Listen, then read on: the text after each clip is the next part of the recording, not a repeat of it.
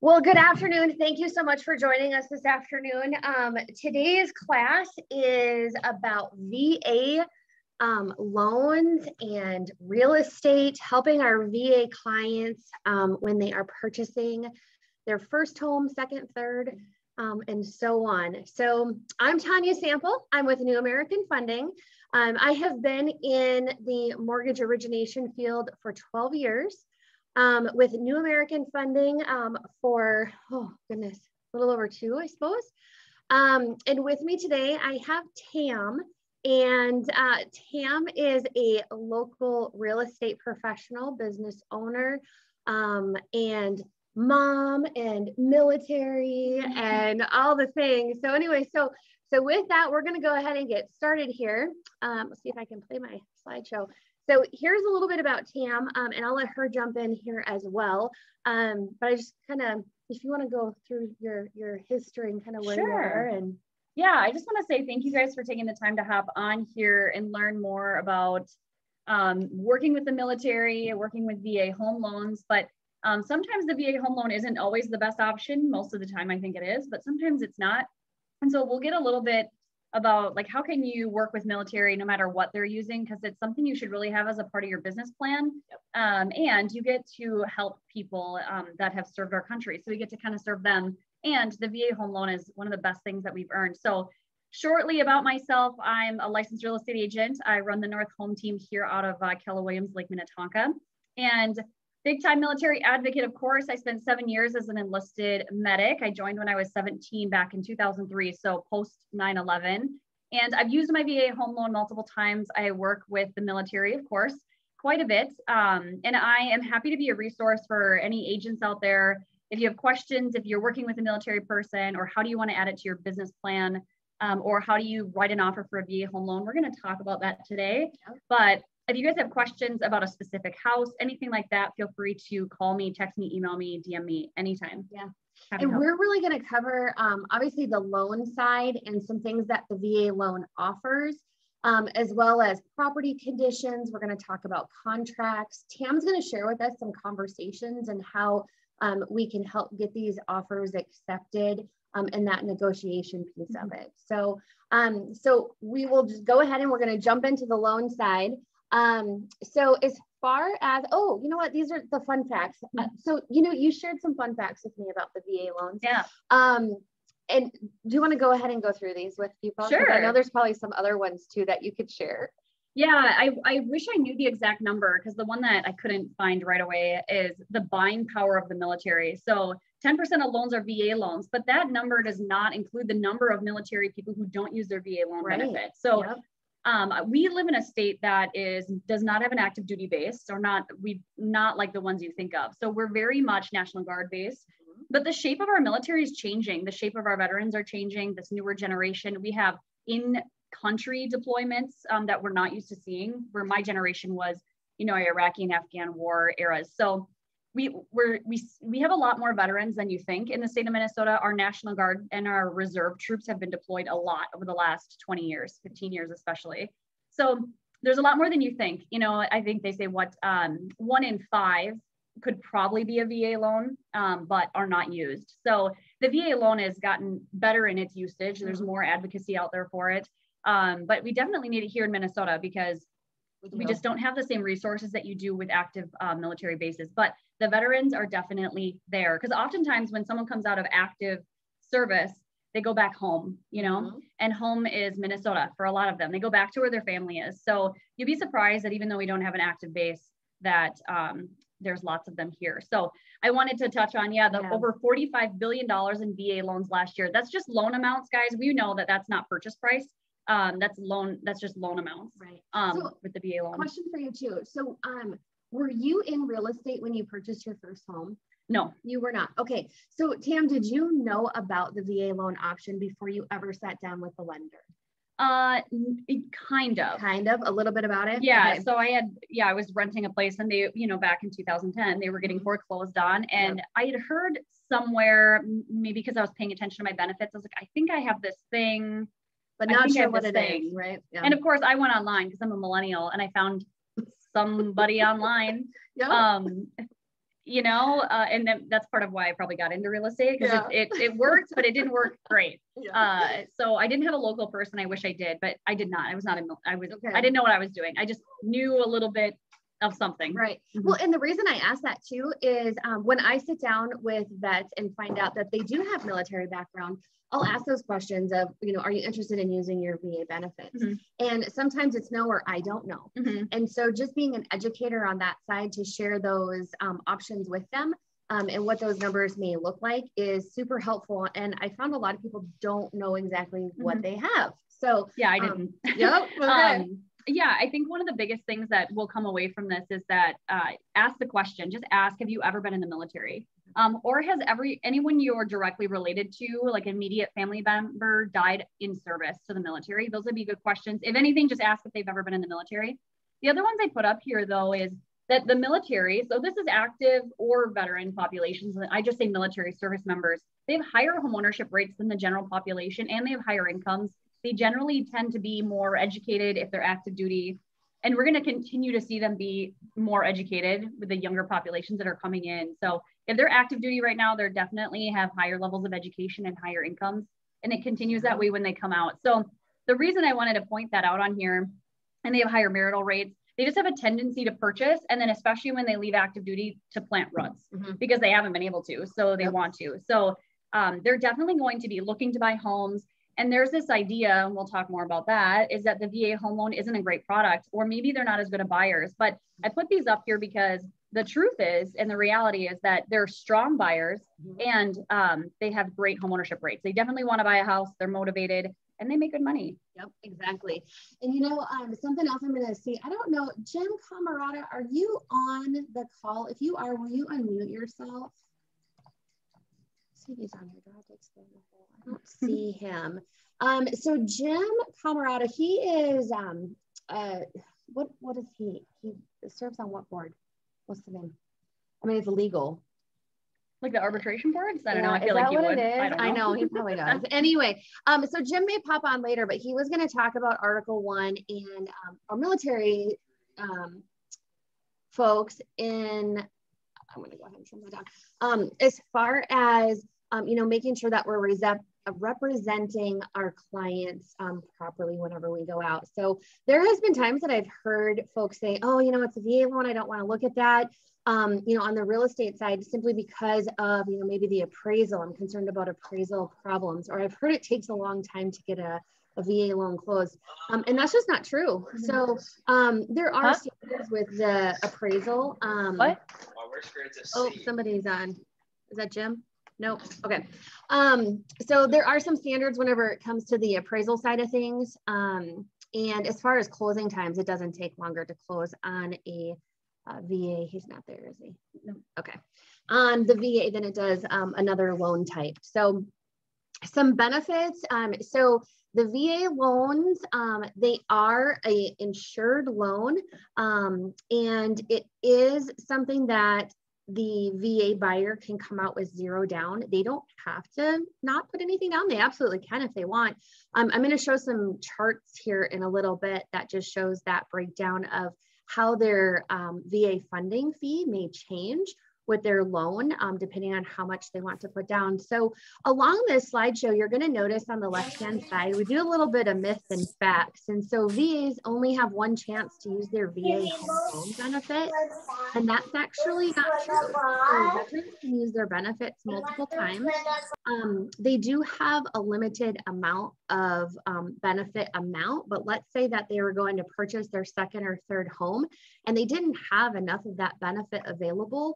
That is something where I, as a lender, can free that benefit back up for them so that they can use it for their next purchase. Yeah, I love this one because this is the one that I think is, if a military service member knows about this benefit, it's the biggest myth that they have. They think it can only be used one time, right? And I have to say that to most of, because they'll be like, oh, well, you know, I want to save my VA loan for my big purchase. Yep. I don't want to do it on my first one. Kind of like the FHA loan. People think that's the first time home buyer house, but that's not true at all.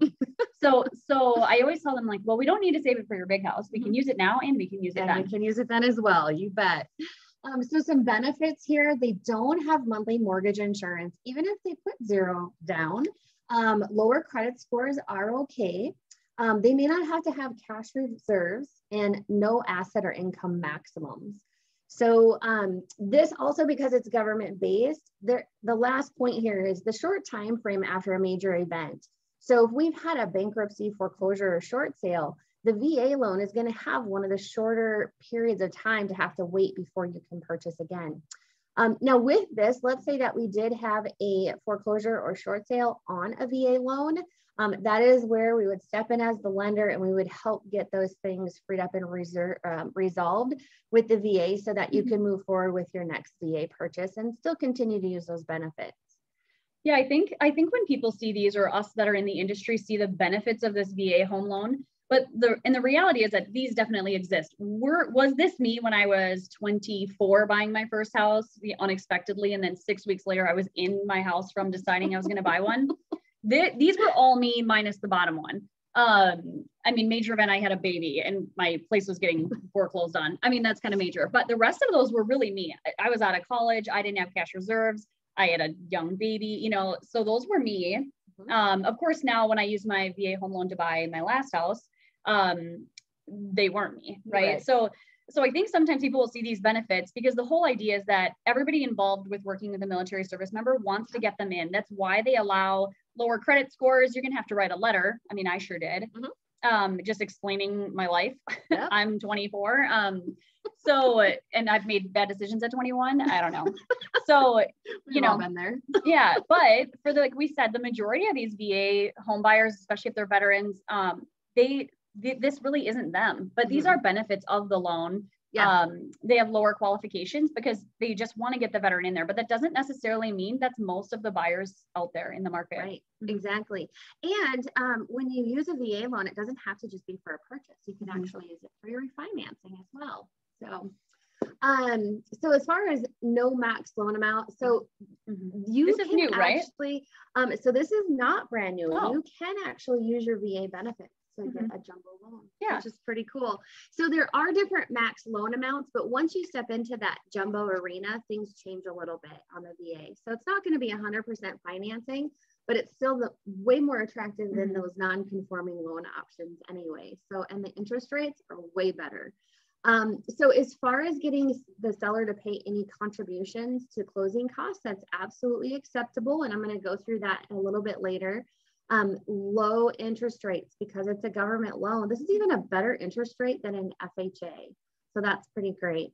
Unmarried surviving spouses of veterans who die in active duty or later service may also be eligible. So that's what Tam was mentioning. Like if you are married to, someone had passed away, those are still questions that we should be having and conversations we should be having with those folks to see if there was any military connection.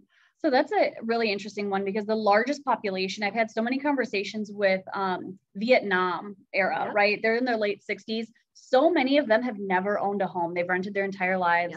They might have, the spouse might have passed away. And then I talked to the surviving spouse and they're still renting. And then we have this conversation and they can become homeowners. They could have this whole time. But there's a difference. Like we, especially older populations, they have less knowledge and they may be afraid of asking what their benefits are, or they feel guilty for using a benefit they might have earned.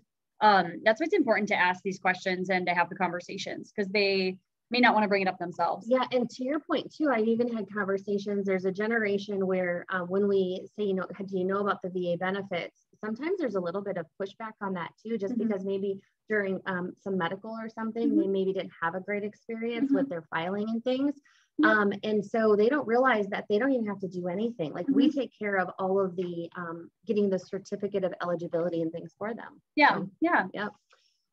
So VA loans are small and only ideal for starter homes. Tam and I just talked about that. It's just not true. People will use that VA benefit over and over again. So eligibility just means that the veteran meets the basic criteria for the length and character of service. We do order, and I have that in here as far as the certificate of eligibility. That's a COE, right? Yep, COE, certificate. See, she's just throwing out those acronyms, because that's what we do in this industry, right? But anyway, so the Servicemen's Readjustment Act, better known as the GI Bill of Rights, is, part of that enactment is really what brought this to us. So And here's the certificate of eligibility. So the lender will always pull this. The certificate of eligibility is going to show the discharge or release of service. It'll have the entitlement amount. The basic entitlement is $36,000. The certificate is also going to show us if the vet is exempt or not from the VA funding fee. And so what that means is if they have any disability whatsoever, they're not going to have to pay the VA funding fee. And what the VA funding fee is it's a percentage based. And again, I do have a slide in here that I'm going to show those percentages, but essentially it's a VA funding fee that gets added to the loan amount. So the loan amount bumps up a little bit, and I'll show you the difference in a monthly payment for someone that has a VA funding fee versus someone that doesn't. So you can see what that savings is. So I wanted to touch on this too, this COE. That's really kind of the only thing you have to think like, and talk to the lender if you don't know what it is, or call me and ask me. But this nowadays, like you're probably going to have this before you're writing offers on properties. So this is the number one thing. If you're working with someone that's not Tonya, because Tonya is going to make sure the COE is in before she issues a pre-approval letter. Right. Make sure the lender has the COE before they issue a pre-approval letter and before you're writing offers, because for many reasons, and it's gotten much better, but if that COE is not in yet, it can take some time to get in, and that's where things get delayed. So you just got to make sure that the COE is in. So if you're not using Tonya, if you're not using someone who knows what they're doing, you got to ask and say, hey, do we have the COE in hand? So important. Before we write an offer. Yep. And as Tam mentioned, I will not issue a pre-approval letter until I actually have that. The certificate of eligibility is very simple to obtain. So essentially the vet just provides their DD-214, or it may be a different form depending on other scenarios. We go ahead and we order that with the VA, and we typically have that back within 24 hours. And quite frankly, it's usually just a couple of hours. They've gotten faster. They have. Yep. And they've updated a lot of their digital systems too. But in the event that the VA comes back and says, hey, we don't have this on record, we need more information. That then leads us to, was it a dishonorable discharge, or what was it? Or is it just a filing system where they don't have that yet? And so if that's the case, then I would go back to the vet and say, hey, this is what I have. Can you help me out?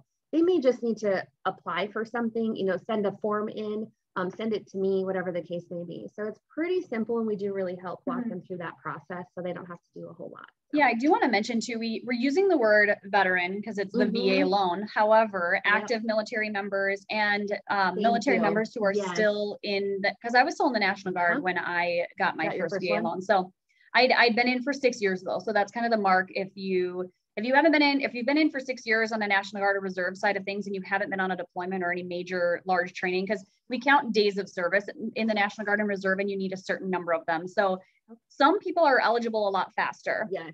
And active duty are eligible way faster because they have active duty days that add up really fast. So don't think they have to be a veteran or like out of the service for them to be eligible for the loan. Yep. And they don't even physically have to be in Minnesota either. No. So that's another one. So myth number 4, VA loans take too long to process and close. So fact is that VA loans can close fast. So our process at New American Funding is essentially the same time frame as any other loans. And so, to compete against a conventional loan, this one's going to close within that same window. So some people are like, the appraisal takes longer. It really depends on the appraisal order and the kind of what environment we're in at the time. Right now, I have conventional and VA buyers go at the same time, and I wouldn't say that one is taking any longer than the other one. So just know those misconceptions out there. Yeah, I think that COE is the big one, right? Because that's where people get themselves, if they don't have it already, they can get themselves into a pickle. Yes, gotta have it. And you know what, I want to encourage that too, like Tam had said, if you're working with a lender on a VA loan, we want to make sure that they have ordered that certificate of eligibility, because that will cause problems if we don't have it ready to go. So yeah, and you might find out that they don't qualify for it yet. Exactly right. Yes, I've seen that come back on these forms, but they're not quite ready yet. So a veteran is eligible for the VA benefit if they served active in the Army, Navy, Air Force, Marines, Coast Guard after the September 15th of 1940. Then on 90 days or more, any part of which occurred during wartime, 180 continuous days or more during peacetime. Tam also mentioned the Oh, wait, you know what? Actually, I want to go back. So myth number 5, it's too difficult to qualify for a government program. No, actually VA is the easiest program to actually qualify for. And that's even if you're putting 0 down or more. So the VA loan is very, very simple to qualify for, which makes it great for the vet too. They get to go through a lot less, or active duty. I should change how I'm saying that, huh? Military service member. I used to say troops, and then everyone said, you know, if that's an Army thing. I was like, oh, soldiers. Oops. Oh, that's an Army thing. Okay, because it's like airmen, airwomen. I'm like, okay, so you're not troops or soldiers. That's an Army thing. Military service members. Yes. Okay. So rules of eligibility. So 2-year requirement, a greater length of service is required for veterans who enlisted after the 7th of 1980, entered service as an officer after October 16th of 81. So these vets must have completed 24 months of continuous active duty, or 90 days, or 181 days of continuing peacetime. So I think this is really important, because this bottom piece here that says 90 days, any part wartime, or 100, you know, these types of things. This is where we get into a lot of military service members who maybe they were deployed and they got injured and they came home. Yes. So they may not think that they're eligible because they weren't in very long, but it's just maybe they got injured or something happened. But if they were deployed for 90 days, they're eligible. So that's why I always say, just ask the question. And if they say, well, I don't think I'm qualified, we could say, you know, it really doesn't hurt to ask, or to have your, the lender's going to do it anyway. And so I just ran ask the into question. that too. Yep, absolutely. Where it's like, no, I don't believe that I am, because I didn't get to serve the whole time. So. And different generations of military define the word veteran differently. And we've seen that shift, especially as like the context of what is required of a military service member has changed, especially in the last year. We've seen something that we haven't really seen before, right? Like in-state deployments. So they're going to, it's just changing. The term veteran is changing. So just ask, were you ever a part of the military? And then I wanted to touch on this too. I don't know, back when we were talking about the funding fee, because if they have disability, they may not have the funding fee. Right. When, as a realtor, when you're working through those conversations with somebody, because they may not bring it up, they may not want to, it may be mental health related. And I always say to people, these are the questions you should ask. Were you ever in the military, or was like somebody very, I just say somebody very close, because we just want to be careful how we're asking those questions. But did they pass away from a service related injury or something like that? But were you ever in the military? And then, do you have any disability? Feel free not to tell me what it is specifically, but if you do, it will definitely affect the funding fee. So we just ask, if you have one, it's yes or no. Don't ask them details about what their disability might be. And if they don't want to answer it, that's also fine. But I just say, hey, do you have any kind of disability with the VA? Just yes or no. You don't have to explain anything, because then we can really help them out, because some people will not want to answer that. They might think there's follow-up questions, but just ask that, keep it short, keep it sweet. And then, because that's a huge amount of money for them to save. Yep, it is. So in myth 6 is VA loans are too expensive with the upfront funding fee, and that's just not true. I'll show you, like I said, a number breakdown here in a second. So here, veterans must be married to use significant others' income and assets and credit. Other people can also be owners of the property, but the unmarried veteran must also be able to qualify for the purchase. So that's very important whenever we have folks coming in and talking about, you know, a couple, if they're married or not. So that's one of those things. And then myth number 7, so vets have to be discharged or retired to use their VA benefit. So active service members get full access to the VA mortgage benefit too, if they meet the length of service requirements. So like Tam said, you know, the general question is, were you ever in the military? So here's that VA funding fee table. So on the left side, so just type of veterans, we have regular military, and then we have reserves and National Guard. So we have that breakdown of the down payment. And so are they going to put any money down? If they are, there's the first time that they use their VA benefit. So here, let's say we're going regular military. We're going to not put anything down for a down payment. So 0 down. And this is the very first time that we've used our VA benefits. That VA funding fee is 2.15%. Now, let's say that I'm going to go sell my house and I want to purchase my second home. Now, off to the right, again, I could do 0 down again, and I would have that VA funding fee of 3.3%. Now, remember that VA funding fee, that is something that gets added to the actual loan amount itself. So they're not having to pay that out at the table. They're not paying that on a monthly, like a mortgage insurance basis. It's rolled into the loan amount. When they sell that home, that then will go away. The other part is with the closing costs. If we are negotiating the seller to pay closing costs, this VA funding fee is one of those things that can be covered by the seller pay closing concession. So that's great too. Yeah. So if we ever, somehow flipped into a buyer's market, it'll be here eventually. I don't know, a couple of years. You could ask the seller to pay the VA funding fee. Yes. All right. Okay. So here, we might come back to this screen as well. I kind of wish I had a little point clicker here. On the left hand, I don't know. Do you think that people can see? No, I went backwards. Now I'm messing you up. I'm going forwards. Don't let Tam touch the computer. Okay. So yeah, you can actually see it, huh? Okay. So on the left-hand side in the gray section, we've got the loan type, the sales price, down payment, and mortgage rate. And so what I want you to focus on with me here is first we have a conventional loan. We're going to look at the sales price of $400,000 in all of these scenarios. So we have the conventional loan, we have an FHA loan. Then we have our last two is the VA with a funding fee of 2.15% and a VA without a funding fee. Again, reminder that the VA with no funding fee is because that military person has some percentage of disability.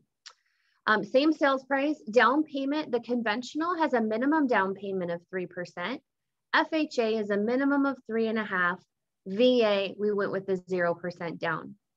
You'll notice the mortgage rate. Now this is reflective of, there was a price adjustment that happened today. Job reports and things came out anyway. So conventional, this is at 3.35. FHA is 3.125. And remember, FHA is a government-based loan, but look at the difference with the VA. So if this person were to hold this property, can you see what a big difference that would be in savings for them over the term of the loan, even just over the first year? So on the left-hand side, I've got the principal and interest, taxes and insurance with mortgage insurance to make up that monthly estimated payment. Down below, we have the down payment, the closing costs, and the escrows so that we can see what those estimated funds needed would be. For the conventional loan, if we just look at the principal and interest, because you'll notice that the taxes and insurance are the same across the board, but the mortgage insurance is quite a bit different. So at that conventional with the minimum down payment, that monthly principal and interest is $1,740. If we look at the VA, we're at $1,695 or $1,660 in that exact same purchase price with a much lower interest rate and not putting any money down. That's huge. Then let's add to that and look at the mortgage insurance. The mortgage insurance on that conventional, $101 in this scenario. This is based on pricing for the exact same credit score across the board. So now we've also just saved that person $101 a month just on the mortgage insurance. Like that's insane. Now, this is why I love this product so much. And I really encourage people to use it if they're eligible. If we look at that FHA loan, look at that mortgage insurance, $271. I mean, that's a car payment for someone maybe. Think of the things that they could do with that and the lifestyle change that they could have if they could save that money. So that monthly payment difference is enormous. Yes. So now let's get down. I just get so excited about this stuff. So the down payment. So now on the conventional, we have to come out with that $12,000. FHA is the 14, but the VA, we're not having to come out with anything at all. The closing costs on these essentially are pretty much the same. For presentation purposes, I did do them the exact same. They're not exactly, but it's close. So estimated funds needed. So over here, we need 20,000, 22,000, and then it goes down for that VA buyer. So there's a couple of things here. One, they can keep those assets in their bank, maybe not have to get a gift, not have to deplete the assets that they currently have in savings, maybe 401k or anything like that. And so they're able to put less down. But thinking about today's market, and this is where I said we probably might come back to this slide, but thinking about today's market, what if our vet actually had 20 grand, but they weren't able to get their offer accepted with that minimum down payment? What if they went with a VA loan, had nothing down. We just gave them another, what, 12 grand to work with on their negotiation. So does that allow us to go above and beyond or to cover any appraisal differences? Like, these are the kind of things that we need to be thinking about in today's market when we're negotiating on this side of things. So let alone, it's just a better option for them. Right. So that's something I wanted to share there. Do you want to add anything to that piece of it? I mean, I think the cool thing with the VA loan that we're just not seeing today, but in a different market, you know, when I bought my first house, I asked the seller to pay my closing costs, and I ended up coming up over purchase price and wrapping them into the loan essentially. And I ended up with no money. I bought a house for $1,000 when I was using my VA loan the first time at 24 years old. And that was in 2010. Yep. So that was a pretty solid investment, you know, in 2010. Absolutely. When I bought a 5-bedroom house for $168,000 in Brooklyn Park. And with no money down. No money down. And the interest rate was what? Do you remember? Oh, I don't even remember, but it was great, especially at the time. Like maybe like 4.5, maybe? Probably something like that back in 2010. Yeah. So fees and charges. So there's fees that a military service person can pay and things that they cannot pay. So this is a list of things that they can pay. So reasonable and customary amounts for any or all of the itemized fees and charges designated by the VA. You can actually just Google a list of what's available, you know, what they can and can't pay for. But itemized fees and charges are appraisals, inspections, recording fees, the standard stuff, you guys. Members of the National Reserves and Guards are not eligible. We talked about that little myth buster there. So they are eligible as long as they have that 6 years of service. So, and that 6 years means they haven't been deployed for anything. Right. If they've been deployed, that and changes. these in-state deployments are changing things too, that'll change, that'll shorten that time. Right. Yep. So fees that the vet cannot pay. So realtor admin fees. So when you have your purchase contract, you know, you're charging those, well, most people are charging realtor admin fees. I see it on nearly every transaction. Those are fees that cannot be charged to the vet on that CD. Now you can talk to your office, but I think the office even waives that for our office here at Keller Williams, Laingen and Tonka does not charge a broker admin fee to VA loans. Yeah. So that would be something to talk with your office about, just to make sure. You should know that for sure. So loan closing or settlement fees, lenders additional second appraisal. So if a second appraisal is required, many times on jumbo loans, those non-conforming loans, it's very common that we have to do 2 appraisals depending on the actual value of the property. So that vet is not going to be paying for that second appraisal. Any additional doc prep fees, interest rate lock fees, notary, things like that, the vet is not going to be paying for. Let's see. Oh, myth number 9. Vets who are serving away from home or overseas cannot get a loan until they return to occupy the property. So that is not true. They actually can be away on active duty and obtain a VA loan if they intend to return to the home within a year or have a spouse who will occupy the property. So if their spouse is back here in Minnesota while they are deployed, that person, they can still take advantage of that benefit. So yeah, and there's something else thrown here too. We won't talk about it today, but the Service Member Relief Act is another thing that if you're working with a lot of military, it's something I would brush up on. It's called the Service Member Relief Act, and it talks a little bit about this myth right here and what you're allowed to do, and then what, like if they're renting or something, what some places are not allowed to do. So just to protect them in housing and what their abilities are, like this one here. Okay, so that's one thing. And so we'll add that on here. While we're talking about that, what about, what was I going to ask you? I went a couple different ways. You know what? I'm going to come back to that here because I lost my thoughts somewhat. And I actually have another slide in here. I think I might address that. Okay, so anyway, seller concessions. So the seller can pay up to 4% seller paid concessions. This can be used obviously for your standards, you know, the closing costs, prepaids and reserves for taxes and insurance, the VA funding fee. Now this item, let's see, it's the 5th one down. This is something that is only on the VA loan, paying off credit balances or judgments on behalf of the buyer. I've done that before. Isn't it awesome? Okay. So that is something I actually had somebody use this seller concession to pay off a student loan. It was pretty cool. So anyway, so the limit is still at that 4%. And you can't use it for anything that's not, I mean, outside of these things. There really isn't anything else that you can use. There is one caveat that I don't have on here as far as like appliances and things. And so that's something that might be a little bit extra that some of those seller pays can be used for. But so myth number 10, widow or widowers of vets are not eligible for the VA benefit. Widows of fallen veterans who died on active duty or as a result of service-connected disability are eligible for the VA loan. I see that being, like we had talked about earlier, like a bit more of that Vietnam era population. Yep. And they have no idea. No idea. No clue. Yep. So how can we help serve our vets? So this, Tam, this is all you. I want to pop off and not share our screen anymore so that you guys can kind of see our faces and interact a little bit. If you guys want to hop in the chat screen, if you guys have any questions, I want to just have some dialogue about, as realtors, I'm guessing that's what most of us are on here, and when we're interacting and when we're writing offers and that kind of thing. So if you have questions, or if you can take yourself off mute if you want, I'm comfortable with that.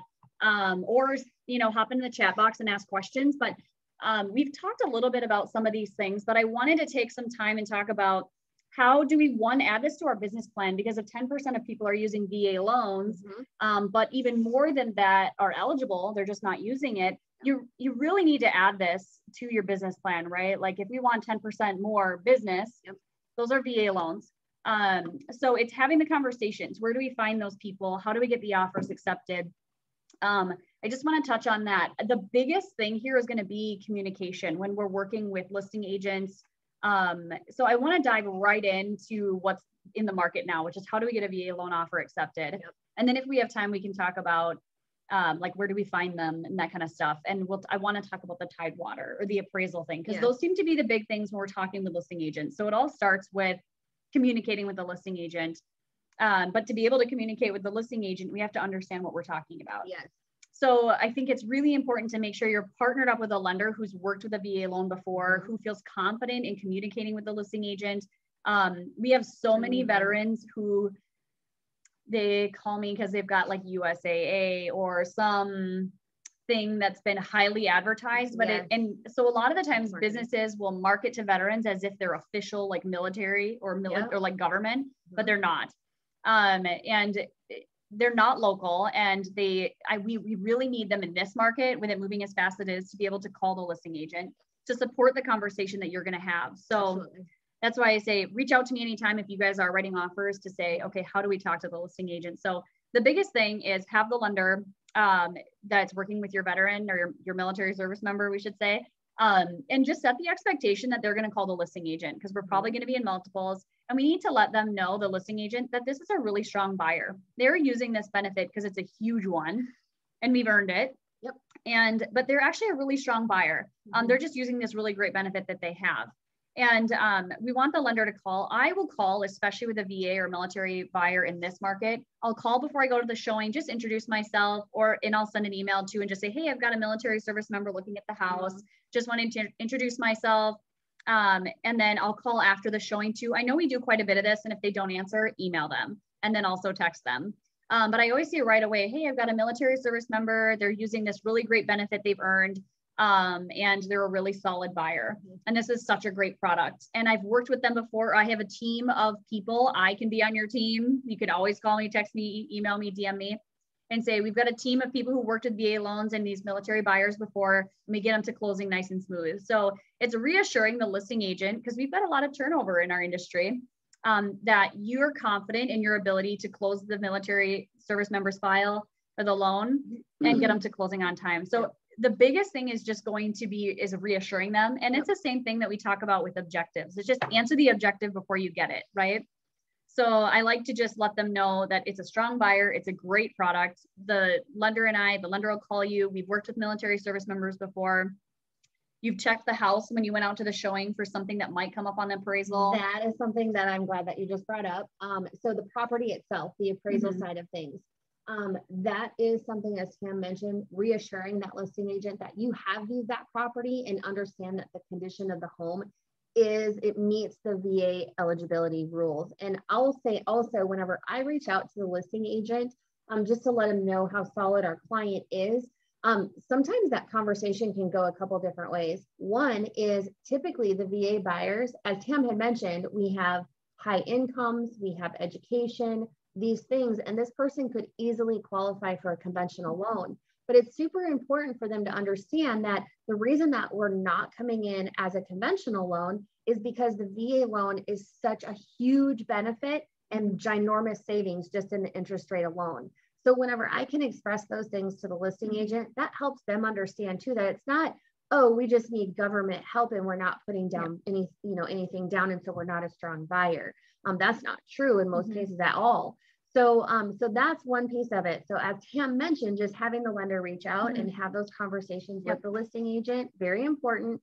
Another thing that I will do is I know how critical the actual condition of the property is to the successful process. And one of the things that we didn't talk about much in the presentation that I wanted to mention here is the condition of the property. So we can actually send out some lists of checklists of things to look for. But anytime that you're looking at a VA or government-based loan, the appraiser is going to be looking for condition of home, health and safety. So mold, broken windows, curling shingles, peeling paint. We don't want any peeling paint. And a lot of these things are things that could be fixed prior to the appraiser even going out. It could just be a little touch up around a window. I'm so glad you pointed that out. So don't write a property off. I mean, if there's lots of those things, maybe, but don't write it off. We've seen some. But I usually will, if I'm asking for them on the inspection, I write them into my inspection amendment. I say that the work needs to be done prior to appraisal. Exposed electrical, just think anything health and safety wise. So that's that piece of it. Yeah, and it's really just ensuring that the listing agent feels that you're confident and that you know what you're doing. And the one thing, like we talked about, I want to touch on the appraisal piece. And so if they have any questions, just be ready for those. And the one thing might be like the myths that you pointed out are some of the biggest ones that I hear from listing agents. So you guys have some responses now and handle those objections on the front end. But the appraisal is one. I like to sell the fact that the Tidewater is a good thing. Yes. I don't know if anyone's heard of a Tidewater. If not, when you help a VA buyer, it's something that you will probably hear about. We'll come back to Annie's question, or maybe we can talk about that right now too. We're talking about the Tidewater, but I'll share a little bit about if that's the thing that comes up there on a Tidewater. And a Tidewater sounds dangerous. Tidewater just means like, hey, the appraiser thinks the house is going to come in lower than the value that's on the sale price. So here's your opportunity. Yeah. So I always think that some people think the Tidewater is a bad thing. I think the Tidewater is a good thing. Well, and it's an opportunity. They're asking, but it's not a bad thing because they're giving you the opportunity. Yeah. Right. So on FHA conventional loans, we oftentimes will get stuck with the appraisal value. We don't have any say. We just get the number and we say, dang it. We can try and dispute. But the nice thing about the VA is they give us that opportunity to say, hey, give us some comps, show us how you got to this so that we can see, is there anything else that we're missing? Because we don't want to go ahead and get that appraisal back and then try and dispute it on a VA. That can take over 30 days. Yep. So it gives us that opportunity up front. Yeah, I've had appraisers on these call ahead of time. Like when they know what's coming in, they're like, hey, I'm just giving you a call. I want to see, let's have a conversation. And you actually have an opportunity to talk to an appraiser sometimes. Like on other loan types, you don't have that at all. So the Tidewater is actually a really good thing. You actually have some influence. I always say have your homework ready with these, but you actually have a chance to have influence with the appraisal. So I think it's a great thing. I think it's a good opportunity. And it's one of those things that's the most misconstrued with listing agents. So I always say sell it as the gift that it is. It's an opportunity to have some influence where we otherwise would not. That's a good mindset to have. Yeah. So Annie had asked about, can you speak to the below ground square footage and how that affects the appraisal? So the below ground, I'm not an appraiser, but I do know that below ground square footage, it matters. It is, however, very much different when, I'll give an example of we're looking at a Rambler, and then we're going to try and use a 2-story as a comparable. Well, the thing is with a Rambler, it's spread out. Plus we have that basement. And even though it's finished, it adds value. But when we're looking and counting the above square footage, if you're looking at a 2-story, all that square footage is above the ground. And so it looks different on the appraiser. They just don't appraise the same. So when we're looking at comps, and this is with any loan type, you guys, when we're looking at comps, we got to make sure we're really looking at comparables. So I don't want to just see, you know, hey, this 3-bedroom, 4-bath is selling for $550 in the west side of town, and everything else is selling for $850. Well, there's some differences there. Square footage, property type, what side of the highway is it on, what school district is it in? You know, for those of you that know, you know, in Minnetonka alone, how many different school districts do you have besides Minnetonka and Hopkins? Is there another one that falls inside of Minnetonka? Wayzata, I think, is in some of Minnetonka, isn't it? Maybe a hair. I'm not sure, but anyway, so those are different things that do play a role in those values. So when a lender, when you get that opportunity to come back on an appraisal and they say, give us some good comps, you gotta be looking at good comps. Don't be looking at a 1950s house versus the 2021 build. It's not the same necessarily, right? There may be some comp differences, but you really wanna try and be as similar as possible. So thank you for that. Let's see what else. Negotiation, contracts. If you have contract questions, I know Tam. I think I'll just touch on this really quick because it's short and sweet. So we want to protect the military service members, especially if they have a disability. So when you're filling out the section on the VA part with the financing, I can't remember what page it's on, and it says this percentage of the funding fee paid by the buyer and either paid at closing or added to the mortgage amount, and then this percentage paid by the seller. You don't need to put in an actual number in there. You don't need to know what the VA funding fee amount is. And if they have a disability, you want to check with your broker too, what their recommendations are.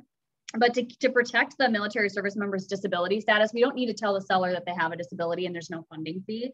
I put 100%, it's 100% of zero if they have no funding fee, but for 100% of zero paid by the buyer added to the mortgage amount and 0% paid by the seller. On a purchase agreement, the seller just wants to know you're not asking any money from them. So I see a big mistake where people will be like, oh, no funding fee. And then that somebody might say, well, why is that? You don't want to disclose to the seller or the listing agent that there's a disability.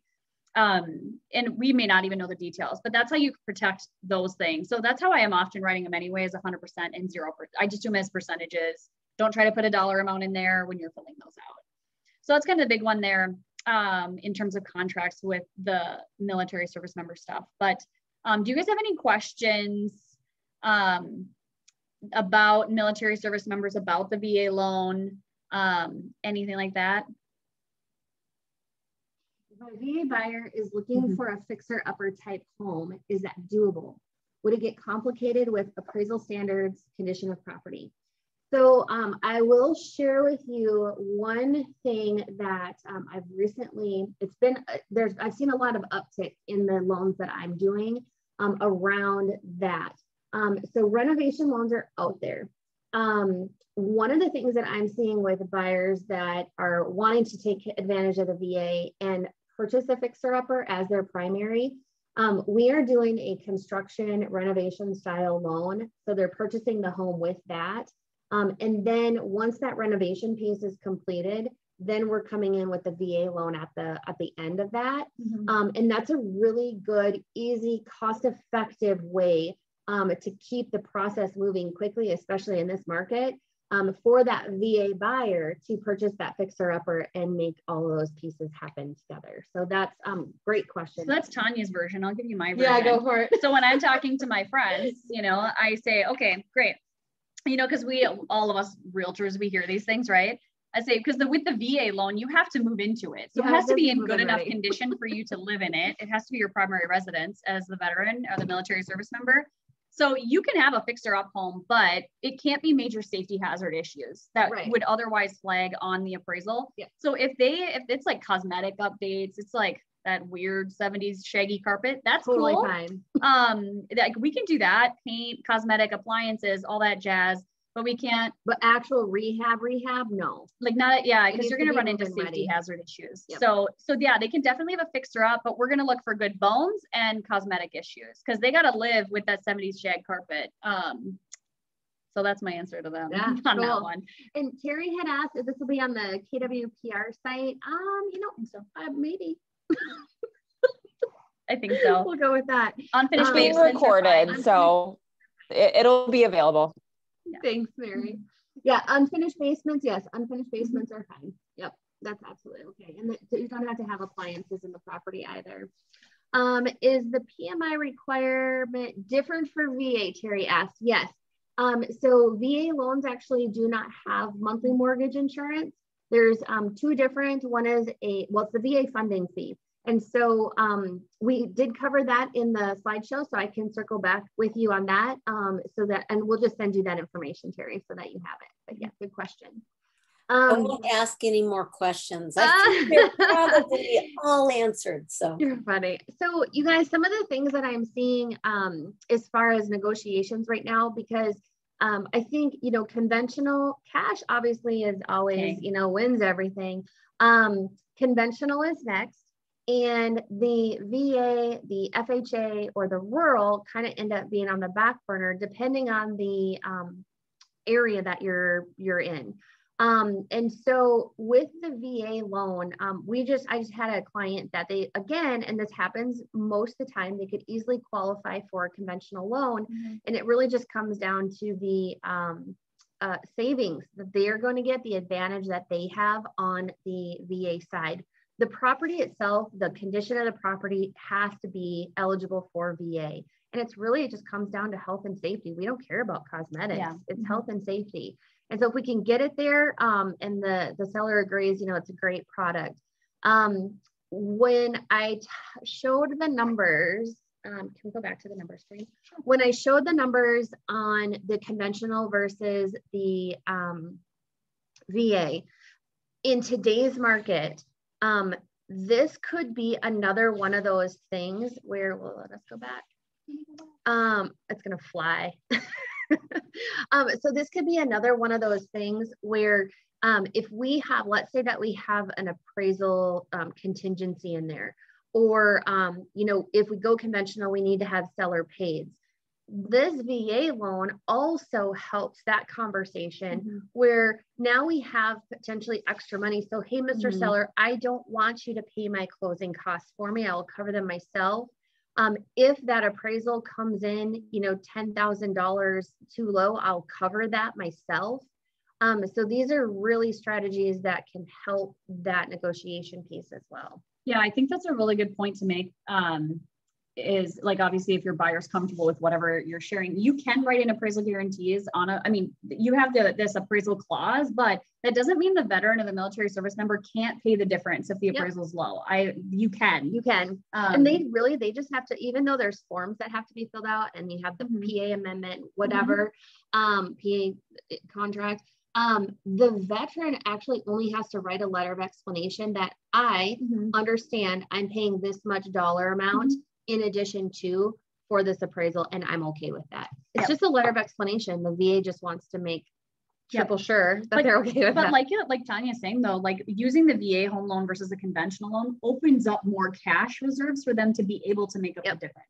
So it's actually it's a better chance for them in this market to use their VA loan. It's just a matter of explaining that to the listing agent. Like, hey, this actually opens up more cash reserve. They qualify for a conventional loan, but we have more wiggle room with the VA loan. And we always have the conventional to fall back. You can always fall back on it. So that's another one of those conversations up front when we're presenting that offer that, hey, this is a benefit. We can fall back on conventional if we need to, but this is the better route for them to go. So I think the only other thing, and we're not hearing it as much anymore, but in the past I've heard it with military service members hearing 0 down, but they forgot that there's closing costs like escrow and taxes and insurance and stuff. So you might have a military service member that says, oh yeah, I have 0 down, I can buy a house with no money. I have been able to do that for a lot of people, not today, but in the past I have, and hopefully again in the future we can. But just remind that military service member that it's 0 down payment.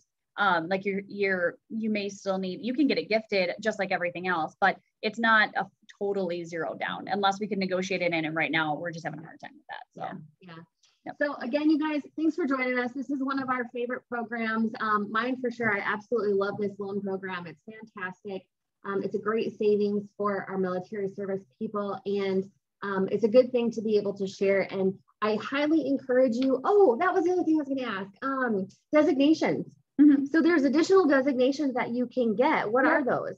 They have the military relocation professional. I think that's the national one that people go for. I mean, the point with designations is just to let a veteran know, or anybody that's in the military, if you put in the extra effort with the military service member, they feel like they can relate to you, or you may understand them in some way, it's going to speak volume, because the military is a very high referral, network. They definitely refer within each other. And if they see that you've gone out of your way to understand them, understand products to help them, they're going to appreciate that a lot. So that's what those designations help do. Whichever ones you choose, if you're working with them, let them know, like, hey, I went the extra, I put in the extra effort. I want to make sure I understand how to best help you to get you the best product, right? Because sometimes that's not always the VA loan. Sometimes it is a conventional loan.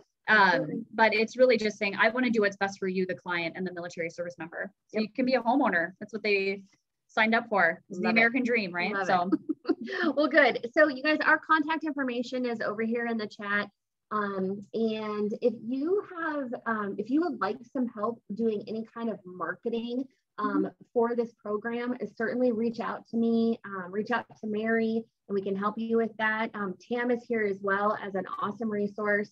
And so just let us know if you have any questions. And again, thank you so much for joining us. Have a fantastic day. Thanks, guys. Bye.